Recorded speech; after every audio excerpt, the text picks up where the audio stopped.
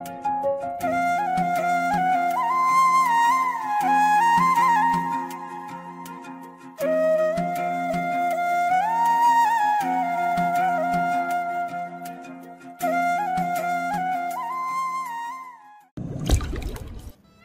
চল, আব্বাকে দেখবে। মেহনুর দ্বিধায় পড়ে গেল, কার কথা শুনবে সে। একবার তাকায় সামনে দাঁড়িয়ে থাকা এহসানের দিকে, আরেকবার ঘাট ঘুরিয়ে নিজের ভাইদের দিকে। তার তো আব্বাকে দেখা উচিত, কিন্তু যদি সে এখন এহসানের কথা না শুনে তাহলে কি হবে? এই আজাজিল এবার কি করবে একমাত্র আল্লাহই জানেন। কিন্তু আল্লাহ ঠিকই ওকে সাহায্য করলেন। মেহরাজ মেহরুবের কাঁধে হাত রেখে বলল, মেহরুবকে চুপ করিয়ে মেহনুরকে ইশারা করে বলল, তুই শুনে আয়। মেহনুর নিঃশব্দে মাথা ঝাঁকিয়ে এহসানের দিকে এগিয়ে গেল। যেতে এহসান ওর হাত ধরে একটু দূরে নিয়ে এলো। তারপর সামনে দাঁড়িয়ে গভীর চোখে তাকিয়ে বলল, আমি 1 ঘন্টার মধ্যে আসছি। 1 ঘন্টার মধ্যে যা দেখার জন্মের মতো দেখেনি নিজের বাপ ভাইদের। মেহনুর হতবাক হয়ে এহসানের দিকে তাকিয়ে রইল। কিছু বলতে গিয়ে কিছু বলল না। এহসান তার এমন তাকানো দেখে কিছু বলে না, বরং নিজের পাঞ্জাবির পকেট থেকে আরেকখানা রুমাল বের করে মেহনুরের থুতনি আলতো করে ধরে। তারপর তার স্মুথ চামড়ার উপর দিয়ে রুমাল বুলিয়ে দেয়, বলে, এবার চোখের জল মুছে দিলাম, আর যেন মুছতে না হয়। মেহনুরের নিঃশ্বাস আটকে যায়। এহসানের চোখে গভীর কিছু খুঁজে পায়, কিন্তু সেটা কি সে বুঝতে পারে না। মেহনুর শুধু ঘৃণার দৃষ্টিতে তাকিয়ে থাকে এহসানের দিকে, যেন চোখের সামনে ভেসে উঠছে এক ভয়াবহ দৃশ্য। নিজের আব্বার নিথর দেহ, বুকের ভেতর যেন একটা আগুন জ্বলছে, হাতটা উসখুস করছে। এহসানের গালে কয়েকটা চপেটাঘাত বসিয়ে দিতে চিৎকার দিয়ে কাঁদতে ইচ্ছা করছে, কিন্তু পারছে না। এহসান গভীর দৃষ্টিতে কিছুক্ষণ মেহনুরের দিকে তাকিয়ে থাকে, তারপর ধীরে ধীরে তার মুখটা কাছে নিয়ে আসে। মেহনুর সঙ্গে সঙ্গে মুখ কুঁচকে নেয়, চোখে মুখে স্পষ্ট ঘৃণার ছাপ ফুটে ওঠে। এহসান হঠাৎ করে তার নরম গালের উপর নিজের ঠোঁট ছুঁয়ে দেয়। মেহনুরের পুরো শরীর রাগে জ্বলে ওঠে, বুকের ভেতর যেন আগ্নেয়গিরি ধুমায়িত হচ্ছে। তবে সে নিজেকে সামলে নেয়, দাঁতে দাঁত চেপে 2 হাত মুষ্টিবদ্ধ করে। এহসান সরে যেতে যেতে হুমকির সুরে বলে, কোনো চালাকি করতে যাস না, আশেপাশে সব আমার লোক। আমি 1 ঘন্টার মধ্যে আসছি। তারপর ধীর পায়ে করিডোর দিয়ে চলে যায়। এহসান চলে যাওয়ার পর কিছুক্ষণ নিথর দাঁড়িয়ে থাকে মেহনুর। তারপর ধীর পায়ে ভাইদের দিকে এগিয়ে আসে। মেহনুর আসতে মেহরুব মুখে তীব্র ক্ষোভ নিয়ে বলে, কি বলেছ এই কুত্তার বাচ্চা? মেহনুর দীর্ঘশ্বাস ফেলে, চোখে মুখে বিষণ্ণতা এনে শান্ত কণ্ঠে বলে, 1 ঘন্টার জন্য তোমাদের কাছে রেখে গেছে। মেহরাজের কপালে রগ ফুলে ওঠে, ঠান্ডা অথচ দৃঢ় গলায় বলে, 1 ঘন্টা নয়, মনে করো সারা জীবনের জন্য রেখে গেছে। মেহনুর অবাক হয়ে বড় ভাইয়ের দিকে তাকায়, গলা ধরে আসে তার। অসহায় স্বরে বলে, ভাইজান একটা কথা বলি তোমাদের। মেহরুব বোনের মাথায় হাত বুলিয়ে আদর করে। একটা কেন, 1000টা বল। মেহরুবের হাত শক্ত করে ধরে নিজের হাতের মুঠোয় পুরে ফিসফিস করে বলে, ভাইজান আমি আর ওই বাড়ি যেতে চাই না, আমি তোমাদের সাথে যেতে চাই, পারবে আমায় নিয়ে যেতে? নিজের ছোট্ট বোনের এমন আকুতি শুনে 2 ভাইয়ের বুকের ভেতর মোচড় দিয়ে ওঠে। মেহরাজ ও মেহরুব ওকে নিজেদের 2 হাতে আগলে ধরে বলে, হ্যাঁ হ্যাঁ, তুই আমাদের সাথেই যাবে, আর যেতে হবে না ওই পশুর কাছে। ইনশাল্লাহ তোকে আমরা নিয়ে যাব। মেহনুর ডুকরে কেঁদে ওঠে। ভাইজান ওর আশেপাশে অনেক লোক, কিভাবে যাব আমি? মেহরুব দৃঢ় গলায় বলে, ওদের সামনে যাবে। ও আসলে পরিষ্কার বলে দিবি যে তুই ওর সাথে যাবে না, বাকি আমরা সামলে নেব। ভাইদের কথায় কিছুটা আশ্বাস পায় মেহনুর। এরপর অস্ফুট স্বরে বলে, আমি আব্বাকে দেখতে চাই। এইবার আর মেহরাজ বাধা দেয় না, ওকে নিয়ে ক্যাবিনে প্রবেশ করে। ক্যাবিনে প্রবেশ করতে মেহনুর স্পষ্ট দেখতে পায় ওর আব্বার নিথর দেহ হাসপাতালের বিছানায় পড়ে আছে, নিস্তেজ, জ্ঞানশূন্য, প্রাণহীন। বুকের ভেতর একরাশ কষ্ট দলা পাকিয়ে ওঠে। ওর আব্বার হাতে স্যালাইনের ক্যালোনা লাগানো, মুখে অক্সিজেন মাস্ক, নিঃশ্বাস চলছে কিন্তু প্রাণ যেন নেই। মেহনুর চোখের পলক না ফেলে আব্বার দিকে তাকিয়ে থাকে, তারপর কোনো দিকে না তাকিয়ে দৌড়ে গিয়ে বিছানার পাশে বসে পড়ে। আব্বার হাত শক্ত করে ধরে ফেলে, গলা শুকিয়ে আসে কিন্তু কান্নায় বাঁধ ভাঙে না। হঠাৎ ওর কণ্ঠে ফেটে পড়ে, বলে, আপা উঠুন প্লিজ, একবার উঠুন, আম্মাজান এসেছেন। আপনার আম্মাজান, একবার শুধু বলুন, আম্মা আমায় একটা সূরা তেলাওয়াত করে শোনাও। শুধু একবার বলুন আব্বা, আপনার আম্মাকে দেখুন না, দেখুন আপনার আম্মাজান এসেছে, দয়া করে কথা বলুন আব্বা। চোখ দিয়ে অনবরত পানি গড়িয়ে পড়ছে, হাত কাঁপছে। আমার আব্বা, একটা কথা বলুন, খুব রাগ হলে রাগ করুন, শাস্তি দিন, কিন্তু কথা বলুন, আমি এই নীরবতা সহ্য করতে পারছি না। কিন্তু হাসপাতালের সাদা বিছানায় শুয়ে থাকা মানুষটা একদম নিস্তেজ, কোনো সাড়া নেই। মেহনুর তখন কেঁদে ওঠে, বুক চাপড়ে বিলাপ করতে থাকে। মেহরাজ আর মেহরুব অনেক কষ্টে ওকে ধরে টেনে বাইরে নিয়ে আসে, কারণ ওর মধ্যে কোনো হুঁশ নেই। সেভাবে ভেঙে পড়লে পরিস্থিতি আরও ভয়াবহ হবে। মেহরাজ শক্ত করে ওকে জড়িয়ে ধরে। শান্ত হ মেহনুর, আব্বা জ্ঞান হারিয়েছেন, কথা বলতে পারবেন না। আল্লাহ চাইলেই শুধু উনি কথা বলতে পারবেন। কিন্তু মেহনুর শান্ত হতে পারে না। ও মেহেরাজকে শক্ত করে আঁকড়ে ধরে চিৎকার করে কাঁদতে থাকে। সব হয়েছে ওই অমানুষ এসারের জন্য। কতটা নিকৃষ্ট, কতটা জানোয়ার সে। আমার আমার নিজের উপর ঘৃণা লাগছে যে আমি ওই ওই ওই মানুষটার অধীনে। ওর কণ্ঠ রাগ আর যন্ত্রণায় থরথর করছে। ভাইজান, আমার মেরে ফেলো, আমি এই যন্ত্রণা সহ্য করতে পারছি না। আমি কলঙ্কিত হয়ে বাঁচতে চাই না।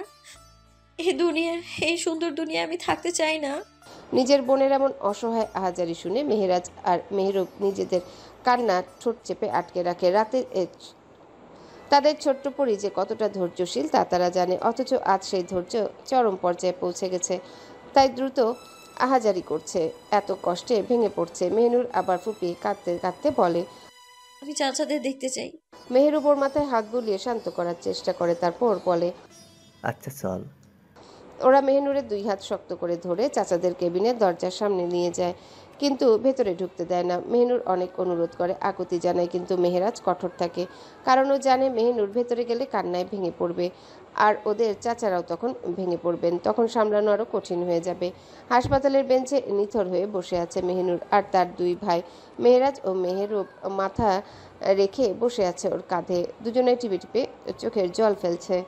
বুকের গভীরে জমে থাকা যন্ত্রণাকে চেপে ধরে আছে, যেন একটা শব্দও বের না হয়।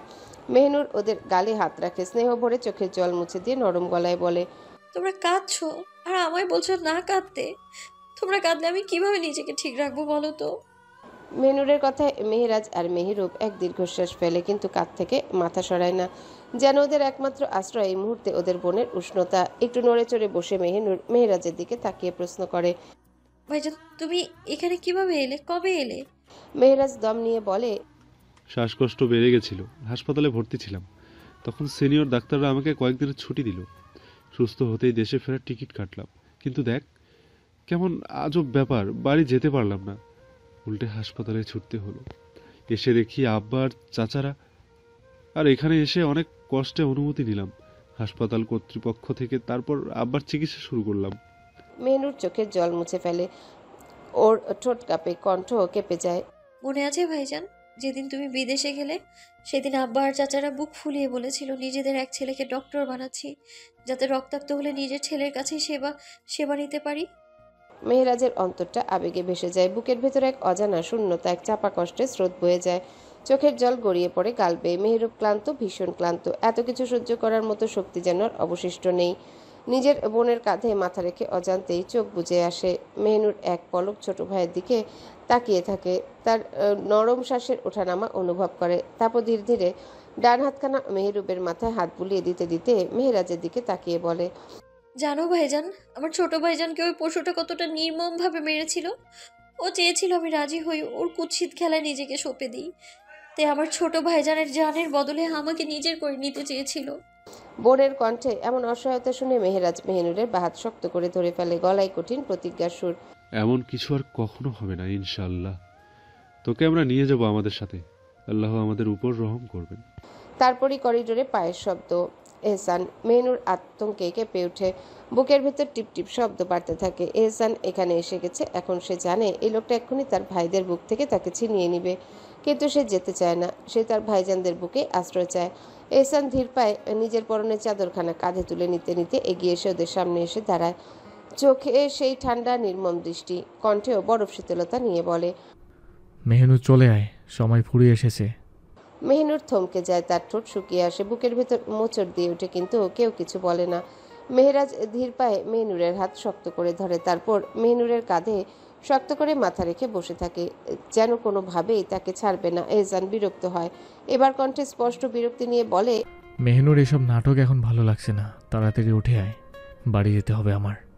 মেহেরাজ এবার আর ধৈর্য ধরে রাখতে পারে না, সাপের ফনা তোলা রূপে উঠে দাঁড়ায়, চোখে আগুন, কণ্ঠে বজ্রধ্বনি বলে, আমার বোন কোথাও যাবে না। এহসান মুচকি হাসে, সেই অদ্ভুত তাচ্ছিল্যের হাসি দিয়ে বলে, মেহেরা বাবা, এত বনবন করিস না, এখন সে শুধু আমার, আমি আমার নারীকে নিতে এসেছি। মেহনুরের ভেতর শিউরে উঠে ভয়। আল্লাহ ভালো জানেন এখন কি হতে যাচ্ছে। আল্লাহ না করুন এই লোকটা তার ভাইজানদের কিছু করে বসে। শব্দের অভিঘাতে মেহেরুবের ঘুম ভেঙে যায়। সে ধীরে ধীরে মাথা তুলে উঠে দাঁড়ায়। মেহেরুবকে উঠে দাঁড়াতে দেখে মেহিনুর আর দেরি করে না। সে তড়িঘড়ি করে মেহেরুবের হাত জড়িয়ে ধরে ফেলে। সে জানে তার বড় ভাই জান ধৈর্যশীল, সে পরিস্থিতি বুঝে তারপর কথা বলে। কিন্তু তার ছোট ভাইজান ও গরম মেজাজি, কখন কি করে বসে নিজেও হয়তো জানে না। মেহেরাজ মাথা উঁচু করে দৃঢ় কণ্ঠে উত্তর বলে, তোমার আচ্ছা, তোমার নারী তোমার সাথে যাবে না এহসান তালুকদার, তাই ওর আশা তুমি ছেড়ে দাও। এহসান মেহেরাজের কথায় মেহনুরের দিকে ছোট ছোট চোখে তাকায়, তারপর শান্ত গলায় বলে, সত্যি কি তাই? তুমি নাকি আমার সাথে যেতে চাও না জান? জান এই কথা মেহনুরের কানে শুলের মতো বিঁধে যায়। এই পাপিষ্ট পুরুষের কথা সে তার ভাইজানের সামনে এমনভাবে সম্বোধন করছে যা তার সমস্ত অন্তরকে তছনছ করে দেয়। মেহনুর মেহরুবের পিঠের পিছনে আড়াল হয়ে ধীরে ধীরে বলে। আমি যাব না আপনার সাথে। এহসান এক তাচ্ছিল্য হাসি দিয়ে বলে, তুইও তো হয়ে গেছিস তোর বাপ চাষিদের মতো বিন জাফর। কই হাসপাতালে আসার আগে তো বলেছিলি আমাকে একবার দেখাতে নিয়ে আসবি, যার জন্য তুই সারা জীবন আমার দাসী হয়ে থাকবি। এখন পাল্টে খাচ্ছিস?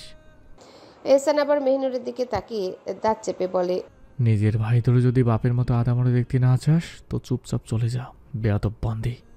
মেহনুর এহসানের এমন হুমকিতে ভয় তো পায়, কিন্তু তা সত্ত্বেও সে মেহরুবের পিছন থেকে বেরিয়ে এসে জোর গলায় বলে, আমি যাব না। আপনি কি করবেন করে নিন, আমি যাব না। এহসান মৃদু হেসে বলে। অনেক সাহস বেড়ে গেছে না এই কয়েক মুহূর্তে? মেহরুব দাঁত চেপে বলে। হ্যাঁ, বেড়ে গেছে। কি করবে তুই? এহসানের রাগে চোখে আগুন নিয়ে মেহরুবের দিকে তাকিয়ে বলে, বেয়াদবি করিস না মেহরুব, চাচা হই আমি তোর, আর সাথে তোর বোনের হবু বাচ্চার বাপ। তুই চুপচাপ তোর বোনকে আমার হাতে তুলে দে। এহসান এমন কথা বলার সাথে সাথে মেহেরাজ, মেহরুব এবং মেহনুর তিনজনের হৃদয় বন্ধ হয়ে আসে, যেন আকাশ থেকে পড়ে যাচ্ছিল ওরা। মেহরুব আর মেহেরাজ একে অপরের দিকে চেয়ে থাকে। গলায় কোনো শব্দ বের হয় না, যেন দুনিয়ার সমস্ত শান্তি হারিয়ে গেছে। মেহরুব মেহনুরের দিকে তাকে অস্পষ্ট গলায় বলে, তুই মা হতে। মেহনুর থমকে যায়, একেবারে স্থির হয়ে দাঁড়িয়ে থাকে। এমন পরিস্থিতিতে সে কি বলবে কিছুই খুঁজে পায় না। এহসান এত বড় মিথ্যা কিভাবে বলল সে এখনো ঠিকমতো বুঝে উঠতে পারছে না। গলায় শব্দ আটকে আসে, তবে সে নিঃশব্দে বলে। এহসান মেহনুরের কথায় তাচ্ছিল্যের হাসি দিয়ে বলে, শোনো, এখন এত নাটক না করে চলে আসো। এই সময় তোমার বেশি জেদ করা উচিত নয়। আমার বাচ্চার মা, তাড়াতাড়ি আমার বুকে চলে আসো। তখন মেহেরাজ বলে উঠল, পাগল ভেবেছো? 2 দিন হলো না বিয়ে করেছো, আর বাচ্চা আসবে কোথা থেকে? এহসান মেহেরাজের কথা শুনে মুচকি হেসে বলল, বাবা মেহরাজ, তোমার বোনের বাচ্চার বাপের পুরুষত্ব একটু বেশিই ফাস্ট, বুঝলে? এহসানের এমন কথায় মেহনুরের কান গলে যাচ্ছে। ছি, এতটা নির্লজ্জ এই পুরুষ! এহসান আর কিছু বলতে যাবে, তখনই মেহনুর নিজের 2 হাত দিয়ে কান চেপে ধরে চিৎকার করে উঠল। ছি ছি, বন্ধ করুন এমন নির্লজ্জ কথাবার্তা। মেহনুরকে মেহরুব নিজের বাঁ হাত দিয়ে বুকে আগলে ধরে কাঠ গলায় বলে, বাচ্চা হলে হোক, আমার বোন আমাদের সাথেই থাকবে। এহসান অবাক হয়ে বিকৃত গলায় বলল, বাচ্চার বাপ আমি, বাচ্চা আমার, বাচ্চার মাও আমার, আর ওরা থাকবে কি না তোদের আওতায়? এ কেমন যুক্তি শুনলি বাবা মেহরাজ তুই আমায়? মেহনুর এহসানের এমন মিথ্যা নির্লজ্জ কথা শুনে দাঁত চেপে বলে, যাব না আমি আপনার সাথে, যাব না তো যাব না। মেহনুরের এমন তেরা কথা শুনে এহসানের চোখ রাগে জ্বলে উঠল। এক ঝটকায় পাঞ্জাবির ভেতর থেকে পিস্তল বের করে সে মেহেরাজের মাথার দিকে সোজা তাক করে। এমন পরিস্থিতি দেখে মেহনুর চিৎকার করতে গিয়ে আতঙ্কে শব্দ বের করতে পারল না। তখনই এহসান পিস্তলের ট্রিগারে আঙ্গুল রেখে মেহনুরের দিকে তাকিয়ে হেসে বলে, চালিয়ে দে। তারপর কিছুক্ষণ চুপ থেকে আরো গভীর এক হাসি দিয়ে বলে, যদি এখন না আসিস আমার বুকে তাহলে তোর ভাইদের রক্ত দিয়ে গোসল করবো আমি এহসান তোকে। এহসানের কথায় মেহনুর দিশেহারা হয়ে কাঁদো কাঁদো গলায় মিনতি সুরে বলে, ভাইজানদের কিছু করবেন না প্লিজ। কিন্তু মেহনুর বাক্য শেষ করার আগে মেহরুব নিজের পিস্তল বের করে এহসানের দিকে তাক করে দাঁত চেপে বলে, আমার বোনকে ত্যাগ করে দে হোসান, নাহলে তোর রক্তে গোসল করাবো আমি মেহরব। এহসান অট্ট হাসিতে ফেটে পড়ে বলে, বাহ, গলি খাওয়ার খুব শখ বুঝি, তাহলে পিছনের দিকে একবার তাকিয়ে দেখ বাবা। এহসানের এমন কথায় মেহরুব আর মেহনুর একসঙ্গে পিছনে তাকায়। সঙ্গে সঙ্গে মেহনুরের নিঃশ্বাস আটকে আসে। 3 জন কালো পোশাক পরিহিত নারী দেহরক্ষী স্নাইপার রাইফেল তাক করে রেখেছে তাদের 2 ভাইয়ের দিকে। আল্লাহ, এখন কি হবে যদি ওরা গুলি চালিয়ে দেয়? না, এমন হতে দেওয়া যাবে না। মেহনুর আর দেরি না করে এক ঝটকা এহসানের কাছে চলে আসে, কাপা গলায় মিনতি করতে থাকে, সব সরান, আমি যাচ্ছি, দয়া করে পিস্তল নামান। এহসান মুচকি হেসে পিস্তল পকেটে রেখে দিল। মেহরুব হেরে গিয়ে দীর্ঘশ্বাস ফেলল, পিস্তল নামিয়ে নেয়। এতক্ষণ চুপ থাকা মেহেরাজ তখন বলে ওঠে, আমার মেহনুর কোথাও যাবে না। মেহনুর, তুই ফিরে আয়। কিন্তু এহসান ওর কথায় কর্ণপাত করলো না। এক ঝটকায় মেহিনুরকে কোলে তুলে নিল এবং গম্ভীর কণ্ঠে বলল, আমার মৃত্যুর আগ অবধি এই নারী থাকবে আমার অধীনে। এই নারী গেঁথে রয়েছে এই এহসান তালুকদারের আত্মার আগলে। এহসান ওদের এমন হুমকি দিয়ে মেহনুরকে বুকে চেপে ধরে হাঁটতে শুরু করে। আর মেহনুর একবার দুবার করে অনেক কষ্টে এহসানের বুক থেকে উকি দিয়ে পেছনে ফিরে তাকায়। তার ভাইজানদের পানে বুকটা ছিঁড়ে যাচ্ছে, কিন্তু আফসোস কিছু করতে পারছে না। তার দুই ভাই স্থবির হয়ে দাঁড়িয়ে আছে, চোখে নীরব কষ্ট। করিডোর পেরিয়ে এহসান ওকে নিচু গলায় বলল। মুখের ওপর নিকাব টেনে নেই। মেহনুর ক্ষীণ স্বরে বলল। নিকাব ওখানে কোথাও পড়ে গিয়েছে। এহসান দীর্ঘশ্বাস ফেলে বলল, তাহলে আমার গলায় মুখ গুজে মুখ লুকিয়ে নে। এখানে অনেক হারাম পুরুষ আছে।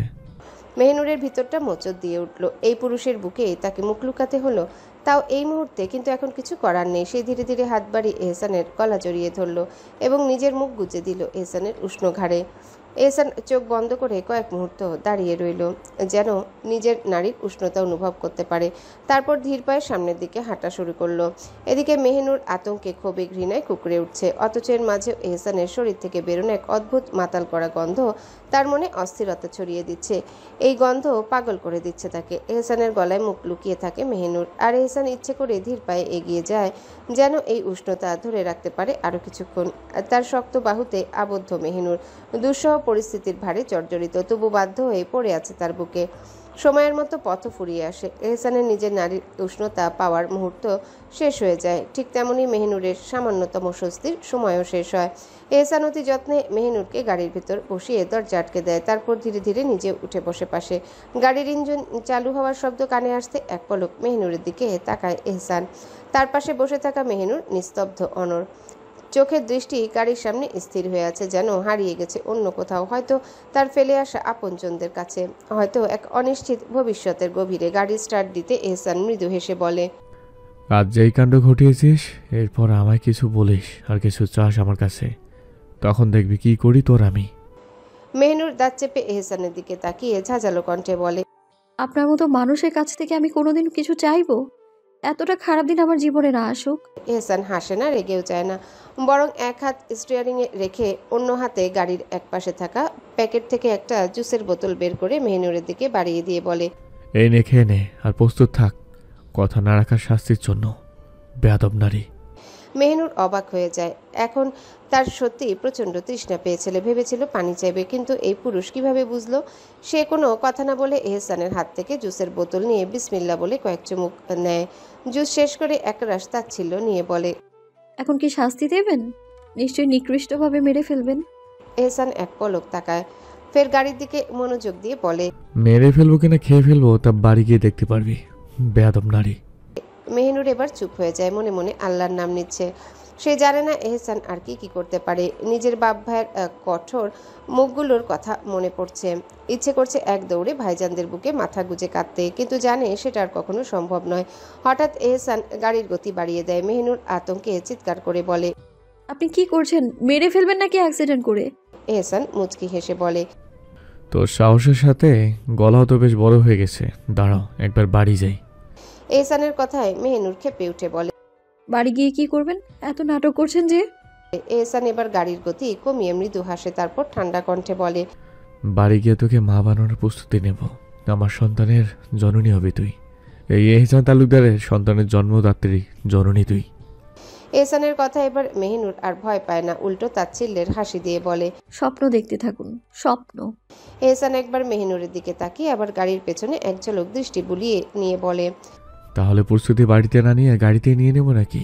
বল, বেয়াদব নারী। মেহনুরের গা ঘৃণায় গুলিয়ে ওঠে। একদিকে তার বাবা হাসপাতালে মৃত্যুর সাথে পাঞ্জা লড়ছেন, আর অন্যদিকে পরিবারের সবাই অস্থির হয়ে অপেক্ষা করছে। আর এখানে সে এই দানবের পাশে বসে এমন কথা শুনছে। এক নিমিষে কান্না আসছে, কিন্তু সে কাঁদতে পারবে না। দীর্ঘশ্বাস ফেলে নিজেকে শক্ত করে নিয়ে বলে, এই পাপিষ্ট আপনার উপর আল্লাহর গজব পড়ুক, গজব, ধ্বংস হয়ে যান আপনি। এহসান মুচকি হেসে বলে, ওহে বেয়াদব নারী, একবার তো বলেছি ধ্বংস হয়েছি আমি, তবে পাপে নয়, তোর প্রেমে। মেহনুর এহসানের দিকে তাকিয়ে থাকে, চোখে ঘৃণায় ঝলসে উঠে।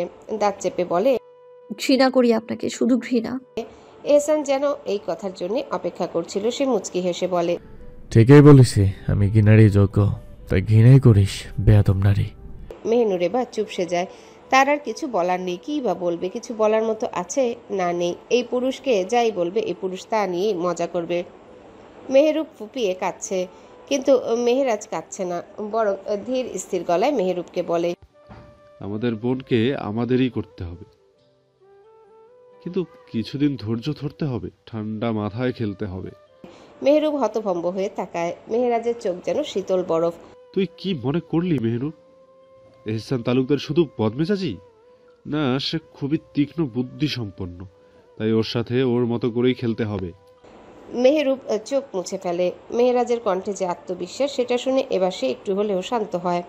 একসময় পথ ফুরিয়ে আসে। ওরা এসে পৌঁছায় তালুকদার বাড়িতে।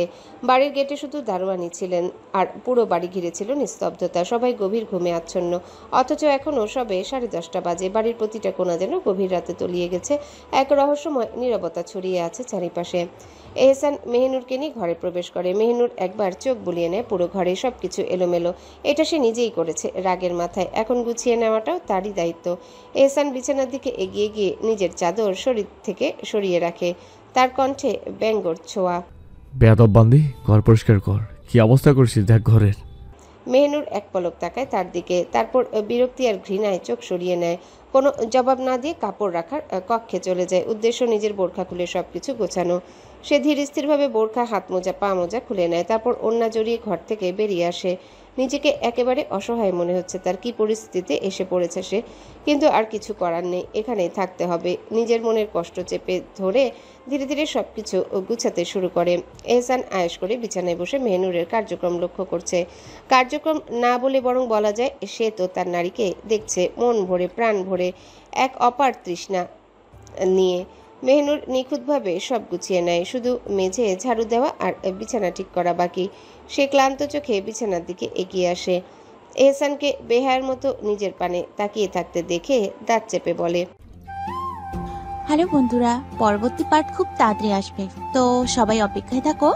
আর চ্যানেলটি যারা এখনো সাবস্ক্রাইব করনি তারা পরবর্তী পার্ট দেখার জন্য চ্যানেলটি সাবস্ক্রাইব করে রেখো। ধন্যবাদ সবাইকে, আমাদের সাথেই থেকো।